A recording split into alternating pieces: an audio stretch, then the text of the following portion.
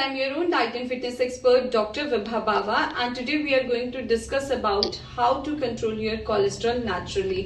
बहुत सारी क्वेरीज थी, डीएम थे कि कोलेस्ट्रॉल किस तरह से नेचुरली हम क्योर कर सकते हैं विदाउट एनी मेडिकेशन। तो इसको समझने से पहले हमें रेमेडीज की तरफ या सोल्यूशन की तरफ जाने से पहले हमें जानना पड़ेगा कि कोलेस्ट्रॉल क्या है और किस किस तरह से ये इंक्रीज होता है। हमारी बॉडी में 2 टाइप्स के कोलेस्ट्रॉल होते हैं, गुड कोलेस्ट्रॉल और बैड कोलेस्ट्रॉल। गुड कोलेस्ट्रॉल को हम बोलते हैं एचडीएल एंड बैड कोलेस्ट्रॉल को हम बोलते हैं एलडीएल एंड वीएलडीएल। बेसिकली जो गुड कोलेस्ट्रॉल है वो हमारी बॉडी के लिए रिक्वायर्ड होता है, उसके बहुत सारे बेनिफिट्स रहते हैं। एंड जो बैड कोलेस्ट्रॉल है वो आपकी आर्टरीज में ब्लॉकेज क्रिएट कर देता है, जिसकी वजह से आपको स्ट्रोक के इश्यूज भी हो सकते हैं।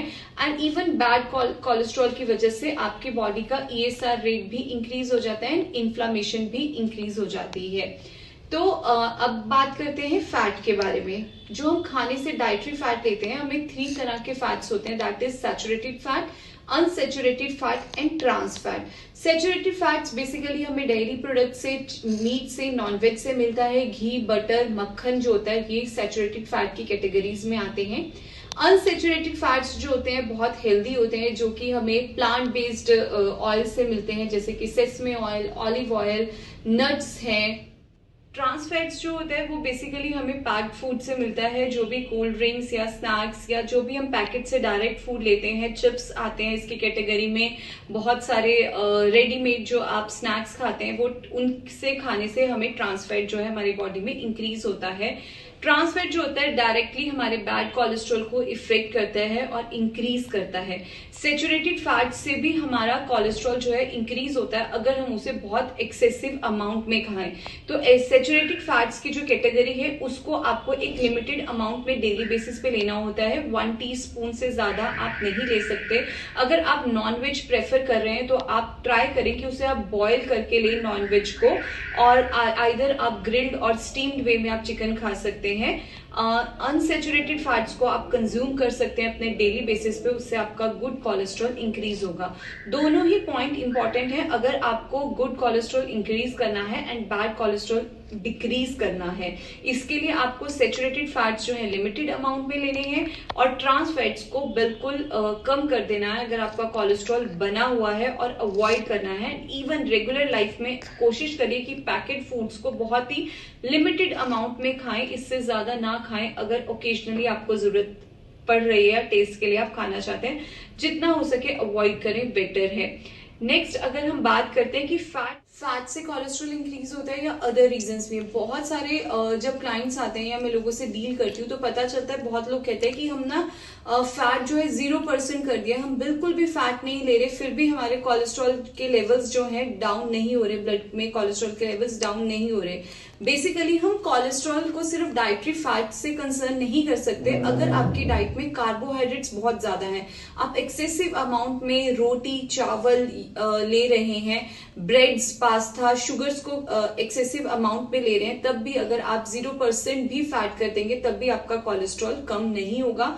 क्योंकि जितना भी एक्स्ट्रा कार्बोहाइड्रेट्स हम खाते हैं, और वो स्टोर कैसे होता है हमारी बॉडी में, जब उसका मेटाबॉलिज्म हो जाता है एक्सेसिव फॉर्मेशन में, वो फैट में स्टोर्ड होता है, और जिसकी वजह से आपका ब्लड कोलेस्ट्रॉल लेवल्स इंक्रीज रहते हैं, बैड कोलेस्ट्रॉल लेवल इंक्रीज होता है। तो ध्यान रहे, सिर्फ ऑयल या फैट पे आपको फोकस नहीं करना, आपको अपने कार्बोहाइड्रेट्स के अमाउंट पे भी फोकस करना है कि आप कितनी रोटी, चावल या ब्रेड्स को आप यूज कर रहे हैं डेली बेसिस पे। उसकी वजह से भी आपका कोलेस्ट्रॉल लेवल इंक्रीज हो जाता है। नेक्स्ट अब हमें क्या क्या करना चाहिए, तो लाइफस्टाइल चेंजेस जो है ना सबसे इंपॉर्टेंट रेमेडी है आपके कोलेस्ट्रॉल को कंट्रोल करने के लिए।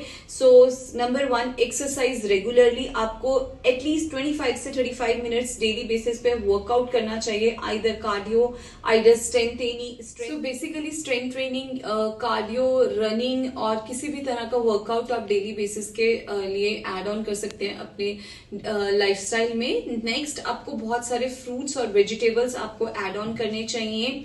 नेक्स्ट सिनेमन को आप यूज कर सकते हैं। सिनेमन बेसिकली हमारी इंसुलिन सेंसिटिविटी को इंक्रीज करता है, इंसुलिन रेजिस्टेंस को ब्रेक करता है, एंड इससे भी हमारा जो कोलेस्ट्रॉल है कम होता है। नेक्स्ट आप गार्लिक को यूज कर सकते हैं डेली बेसिस पे। गार्लिक अगर आप एम्प्टी स्टमक च्यू करके लेंगे, अगर 1 स्लाइस ऑफ गार्लिक आप एम्प्टी स्टमक ले सकते हैं च्यू करके with 1 glass of warm water. Otherwise अगर आपको लग रहा है कि गार्लिक डायरेक्टली नहीं लिया जा रहा, तो आप गार्लिक को ओवरनाइट सोक्ड कर सकते हैं एंड नेक्स्ट डे मॉर्निंग में उसका वाटर जो है कंज्यूम कर सकते हैं। टर्मरिक को आप अपनी डाइट में ऐड ऑन करेंगे तो उससे भी हमारा कोलेस्ट्रॉल होता है।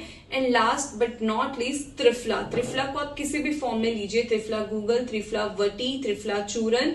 आप बेड टाइम पे त्रिफला वटी 2 टैबलेट्स ले सकते हैं विद अ वार्म वाटर। ये एक्चुअली में कोलेस्ट्रॉल को कम करती है। And also vinegars, apple cider vinegar and jamun सिरका अगर आप डाइट में ऐड ऑन करते हैं, मिड मील्स में ले सकते हैं, अपनी ग्रीन टी या हर्बल टीज में डालेंगे तो इससे भी आपको बेनिफिट होगा। So I hope you like this video. So do subscribe my channel and like this video and share with your friends.